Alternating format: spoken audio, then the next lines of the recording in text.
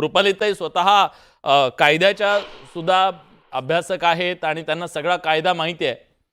अजित पवार यांनी थेट गुन्हा केलाय, सरकारी कामात अडथळा आणलेला आहे असा आक्षेप सगळेजण नोंदवतायत.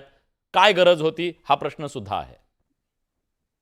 एक लक्षात घ्या, इथे जे आमचे सगळे सहकारी डू रिस्पेक्ट मी सांगते, पण जे सांगते ते तुम्ही तुमची मतं सांगितली आणि मी जे सांगणार आहे ते कायद्याच्या चौकटीत जे आहे त्याच्यावरनं सांगणार आहे.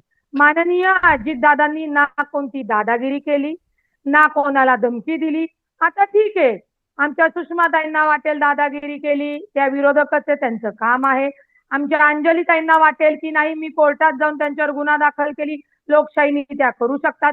आमच्या कुंभार साहेबांना वाटेल की नाही की जे केलं ते अजितदादांचा आवाज असताना आवाज तसा, तेही आम्ही मान्य केलं.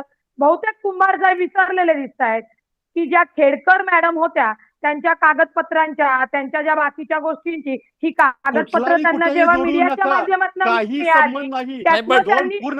तुम्हाला त्यांची कागदपत्र आज का आठवली? मी बोलतीये, मला बोलू द्या, मी बोलते, बोलल्यानंतर तुम्ही बोला.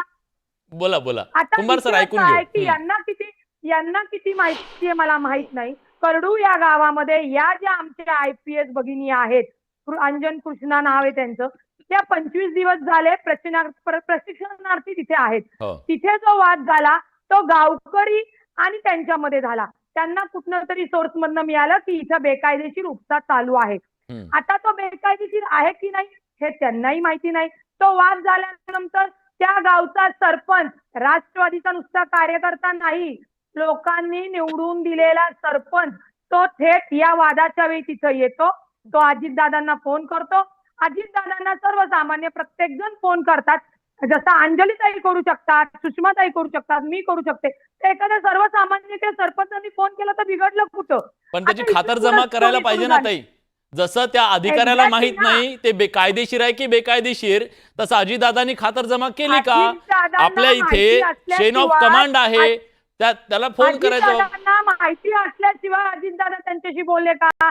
त्या प्रशिक्षणार्थी जे अधिकारी मॅडम आहेत त्यांनी म्हणायला पाहिजे होतं की मी आपल्याला कॉल करते. त्यांना ज्या राज्याच्या त्या अधिकारी आहेत, सरकारी कर्मचारी आहेत, त्यांना DCM माहिती नाही, CM माहिती नाही, नसू द्या, असेल आजकालच्या IPS लोकांना माहिती नसेल असं आता आपण मान्य करू आपण. तुम्ही म्हणताय ते हा व्हिडिओ व्हायरल झाल्यानंतर त्याच्यावर टीका टिप्पणी करायला अजितदादांनी त्यांना दम दिलेला नाहीच आहे की तुम्ही कारवाई थांबवा, मी DCM बोलतोय. ते म्हणले नाही तुम्ही माझ्या याच्यावर फोन करा. एक लक्षात घ्या, याला वळण वेगळं दिलं जाते आणि अजितदादा हे सन्मान करणारे आहेत. आपण 50% महिलांना दिलेत, ती अधिकारी महिला असू द्या किंवा पुरुष असू द्या, महिला म्हणून किती दिवस आपण आवरण घेणार आहे? उद्या महिला म्हणून तुम्ही आम्हाला आवरण देत नाहीत. मुळामध्ये एक DCM आणि सरकारी अधिकारी त्याच्यातलं हे बोलणं होतं. कुठेही बेकायदेशीर कामाला वाव अजितदादांनी दिलेला नाही. पुन्हा सांगते, ते टेंडर जे होतं रस्त्याचं होतं, 1.5 लाख रुपये रॉयल्टी त्या टेंडर मधनं जाते. पूर्ण माहिती आणा, पूर्ण. पण अजितदादांना कायदेशीर अधिकार आहे, तो तुमच्या समोर बसलेला आहे. अजितदादांना तो कायदेशीर अधिकार आहे कारवाई थांबवण्याचा वगैरे. अजितदादांनी परिस्थिती चिघळू नये म्हणून जर त्या अधिकाऱ्यांना सांगितलं, त्या अधिकाराची जी ड्युटी आहे ती झगडे साहेबांनी सांगितली ना. कुर्डुवाडीमध्ये कायदा सुव्यवस्थेची परिस्थिती निर्माण झाली म्हणून अजितदादा फोन करतात. मुंबईमध्ये अजितदादा कुठं दिसले नाही. काय म्हणते, अजितदादा होते, शिंदे साहेब होते, मुख्यमंत्री साहेब होते, त्यावेळी काय नाही या डिबेट वाल्यांना सगळ्यांना बोलवलं तुम्ही त्याच्यावर बोलायला. त्यावेळी जातीचा विषय होता, एक जण पुढे यायला बोलायला तयार नाही, प्रत्येकाला एक सेफ कॉर्नर पाहिजे होता. अजितदादा ठीक आहे विषयांतर नको.